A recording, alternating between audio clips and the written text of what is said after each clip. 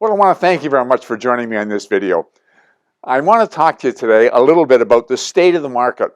I know a lot of people have. Everybody's wading in. Everybody's got an opinion. If you watch the news or you listen to podcasts or you read any media reports, everybody's got a different spin. I don't read those things. I think it's important to know facts. I think it's important to know what's happening with interest rates and what's happening in the banks and so on.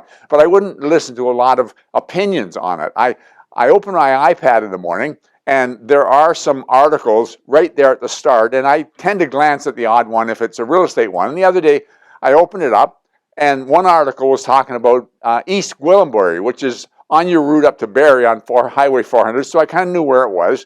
And they were talking about how they experienced a price hike in January, unlike any January in the past.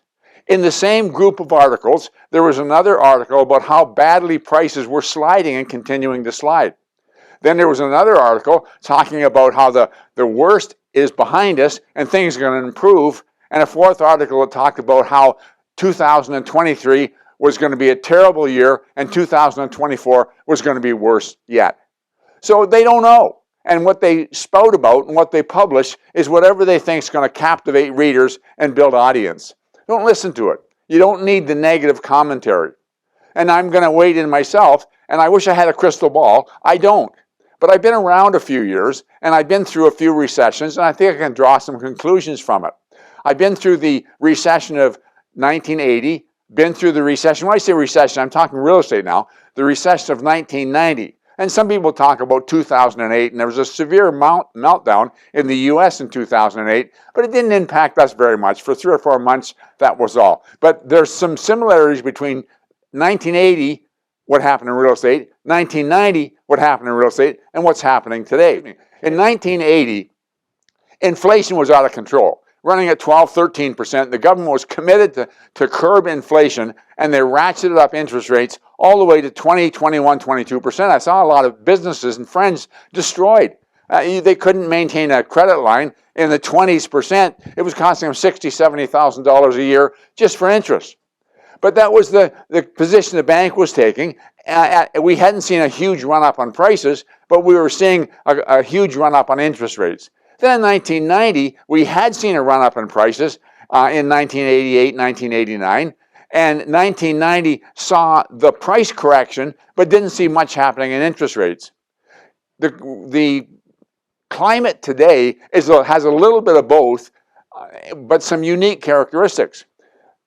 COVID impacted the entire globe, and the entire globe experienced a real estate frenzy. An increase in prices, increase in activity like we'd never seen before. And post-COVID, we saw a slide in prices like we hadn't seen before, and we've seen it ratcheting up on interest rates. Having said that, however, I feel that there's a sense of optimism among people that wasn't there in 1980 and wasn't there in 1990. People want to be back engaged in the real estate market. They really do.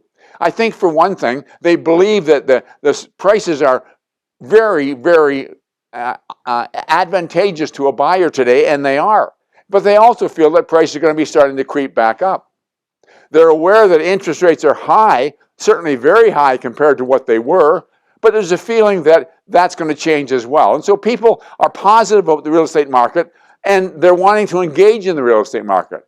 So why aren't they? Well, there's 2 or 3 things that need to happen for the real estate market to really get back on track. The first thing is we need a sense of stability. People need to feel that the market is stable. And when I say stable, I'm talking about stable in prices, that they're not sliding anymore, and stable in interest rates, that they're not climbing anymore. And we're very close to that point. We saw, regionally, we saw the average sale price throughout our region in August, September, and October flatline. Wasn't falling anymore. Then November and December it fell, and January came up a bit. And I think you're going to find there's a little bit of instability and fluctuation, but I think for the most part, prices are pretty uniform and pretty stable. We've seen interest rate after interest rate raise monthly, but I think we're at the end of that. I think we're going to maybe see one more, but I think we're pretty much leveled out. So we're very close to that stability that the market and the consumer is searching for. And then the second thing is we need to adjust to the new reality. You know, when there's a change, people have a hard time adapting to it. And when you're used to 1.5%, 2% interest rates, you get up to 6%, it's hard to get your head around that. But think about gas. When we hit $1 a liter, people are going to want to stop driving, stop buying gas, buy an electric car, buy a small car. There was all kinds of activity going on. Now we're $1.20, $1.30, $1.40, and people shrug their shoulders. It's the new reality. They've adjusted to it, and they're buying the gas the same as they ever did. I'm not saying they're not feeling the pinch. They are feeling the pinch, but they've adjusted to the reality.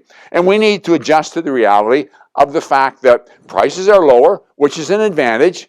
Interest rates are higher, which takes a little maneuvering. But that's the reality of it. And as people adjust to the new reality, you'll see them get back and engage in the marketplace with confidence in the market, and as long as they can qualify for financing. And it would help if the government would drop the stress test. The stress test was there to accommodate or anticipate rising interest rates. Well, now they've stopped rising, or when they stop rising, there's no need for a cushion, and they need to drop that, and that will certainly help.